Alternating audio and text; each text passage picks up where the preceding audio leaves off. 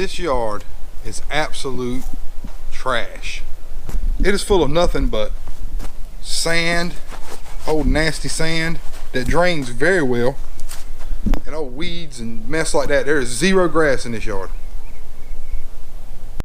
Everything I've ever tried in this yard to get something growing, I've always had one thing holding me up, and that's water. I have water off of the hose bib like anybody's house does, but the county I live in thinks it's gold plated. It has killed me. So every time I see about 2 of those water bills, and I cut it off. So everything I've tried to do in this yard to get something that resembles grass has been cut short very quickly. So the obvious next step would be to get an irrigation system, right? One that comes off of a well, so I don't have to pay high water bills. But yeah, I'm not gonna just hire somebody to come in here and do that. I'm the guy who works on 30-year-old vehicles in the driveway. I'm cheap. I'm gonna do it myself. And not only am I gonna do it myself, I'm also gonna do it in a different way, or a way that I haven't seen anybody else do it myself.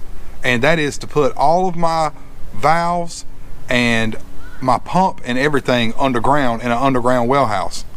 The first advantage of having your well house underground is noise. Soil acts as a natural insulator to keep the noise down to a minimum. The second advantage I can think of is freeze protection. The natural temperature under the earth stays at around 50-some degrees. So why not take advantage of that, and it'll keep it warmer during the wintertime, and possibly even, in theory, cooler during the summertime.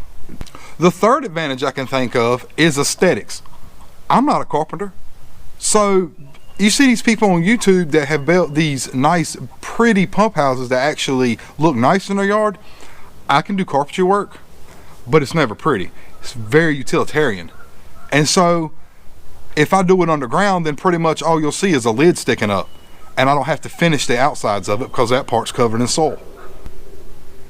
And the fourth advantage I can think of is a suction head decrease. Now, suction head is an industry term, you know, in the pump biz. And even though it doesn't sound like it's something you would want less of, it's something you want less of. Let's talk about how suction head works, or suction lift as it is also called, I just found out. This is a crude drawing on a whiteboard here on my kitchen table of how different pump setups are. This one is the one, this represents the soil surface, and this is the standing water table. In this instance, you see that the pump would have to work harder to pull the water from here than this one would. This is an underground setup. The suction head is the actual distance between the intake of the pump and the standing water level. Now, I know in my case that it's 12 feet from here to here. So I can reduce that by, in my case, about 3 feet, because it would be from like here to here. Now, this is the pump I'm likely going to use, and this is a chart. Well, these are 3 different models of pumps. And when you're buying pumps, you got to know how far the water is from the intake of the pump to know exactly how much it's going to put out GPMs wise. You're also going to need the discharge pressure. I don't know if you can see that, if it's picking up. But as you can see right here, it's got 5, 15, and 25. Now the pump, they advertise it as a 23 GPM pump, which at 5 foot would be correct. But see, if it's got to suck it up from 25 foot, it reduces it down to 13.3. And if you've got 50 pounds of pressure, it can make it all the way down to 5.3 GPMs. And the idea is to reduce how many zones you have. So you can see dropping 3 feet off of that is going, it may be a 1 or 2 gallons a minute difference. However, that could be the difference between adding 1 or 2 more sprinklers on a zone. Now, something else I'm sure I'm going to hear is that my pump box is going to have an open bottom. So this part right here, it's just going to sit right on top. This is going to be dirt right here in this part. Well, I don't I'm on a hill and I'm in very sandy soil that drains super well, and it's going to be covered, so I shouldn't have any issue with rainwater getting inside. I mean, water's not going to do this number. You know, if the raindrops come down, it's not going to turn around and come up in here like this. It's going to keep going and draining the soil. The only time I may have an issue is if, say, I bust a pipe or something. But even then, I think that the water is not going to stand, because the sand drains so well.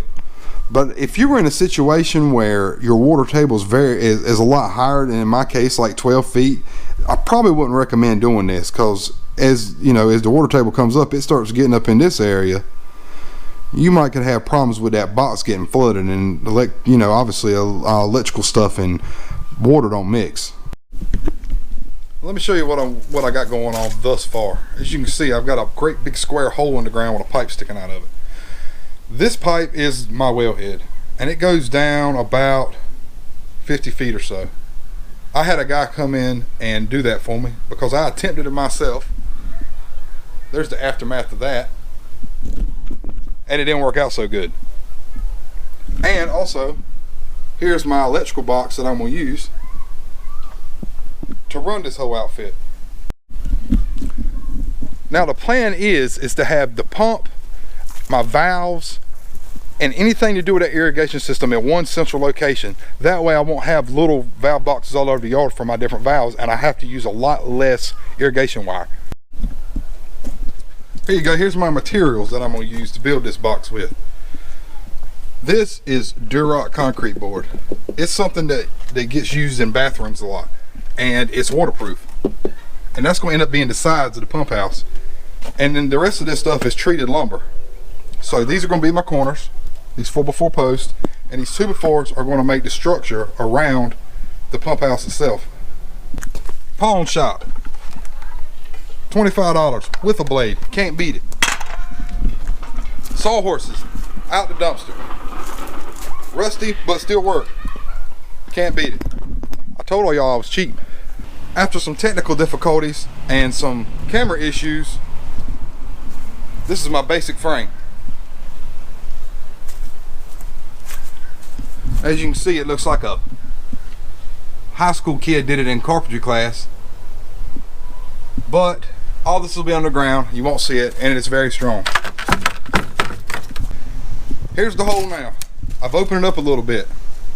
It's 3 foot deep, and it's 4 foot this way and 5 foot this way.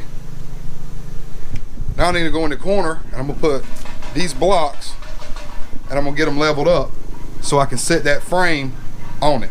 I'm gonna cut this pipe off down lower so I can work around it. At the end of the day, it's gonna be cut off way down here so that pump can grab it. For now, I'm just gonna cut it about. Take the cap off. Go with your friends.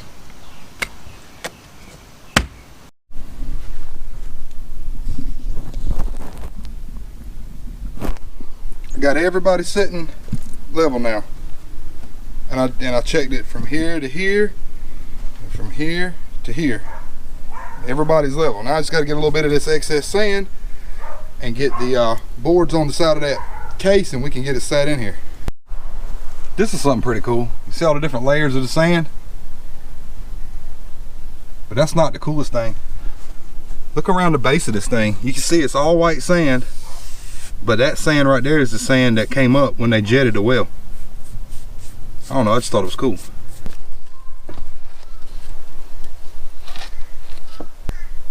Look at this, story of my life, always a little short. I was actually pretty worried about this stuff right here. I heard you could cut it with this, with one of these little utility knives, and they weren't wrong. Check this out.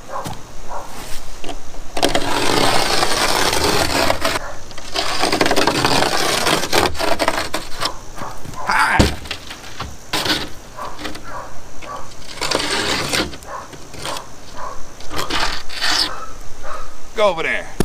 Ah. Now I'm gonna trim this out with 5/4 board. all the way around. I'm a fan of trim. Time for an update. Trim installed all the way around. Roof frame, went ahead and framed it up. But I'm not going to install it until I get this in the ground. And that leads me to the next thing. I can't get this in there by myself. This thing's heavy. And I'm going to tear something up trying to get it in there. In the ground. I got to fill in some gaps here. The only thing I can say is that I didn't pay enough attention, and it's closer to the house here than it is there. Which is not the end of the world. At this point, it is what it is, because I'm not digging it back up and trying to shift it.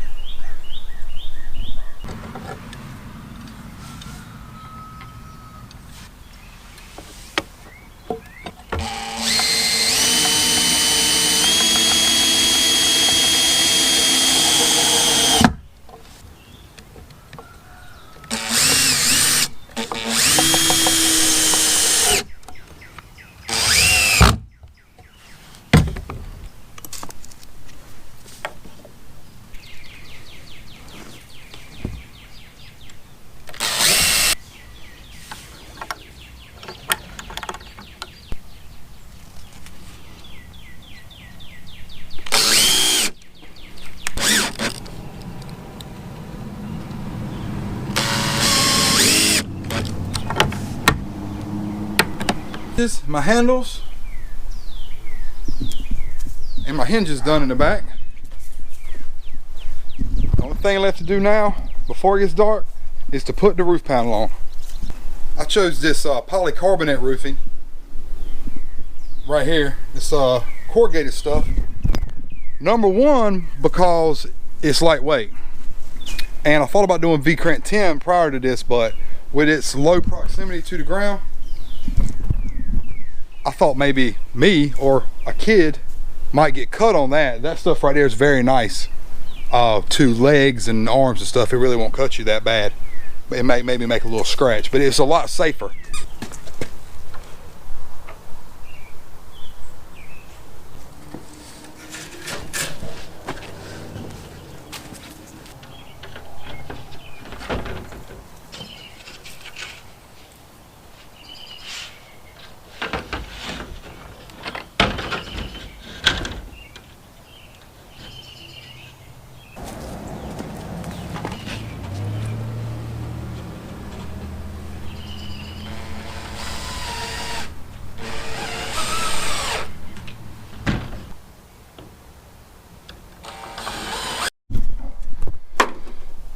Well, I am done.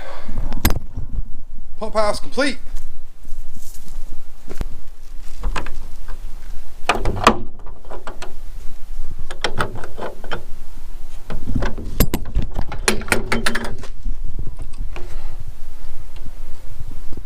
Here is the finished result.